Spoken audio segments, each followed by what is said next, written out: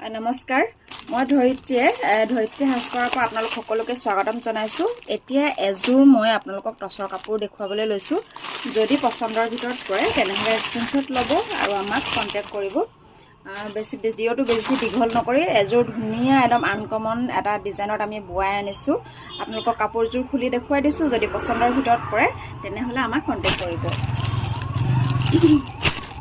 কাপোৰৰ টচৰ কোৱালিটি খুবেই ধুনীয়া হয়। এইটো হ'ব আঁচল, এনেদৰে থাকিব। চাওক বুটাটো খুব ধুনীয়া এটা বুটা, মৰম লগা বুটা, ধুনীয়া চিল্ক মাৰ্ক হ'ব। টচৰ কোৱালিটি বহুত ধুনীয়া হয়। টচৰ কোৱালিটি এইটো হ'ব আঁচল আৰু মাছ ভাগত এনেদৰে সৰু সৰু বুটা থাকিব। খুব ধুনীয়া হয় কাপোৰযোৰ। আৰু ইয়াৰ পাৰিকেইটা এইকেইটা হ'ব। চাওক একদম ৰেডি কৰাৰ পিছত ফুল মানে হেভি ধুনীয়া লুক এটা আহিব। আৰু এইখন থাকিব মেখেলাত একদম মাথো ওপৰলৈকে ফুল থাকিব। চাওকচোন 3 লাইন থাকিব এনেদৰে বুটা, আৰু একদম সৰু সৰু তাৰ ওপৰত সৰু সৰুকৈ বুটা থাকিব আৰু 3 লাইন। চাওকচোন কামখিনি বহুত হেভিকে আছে।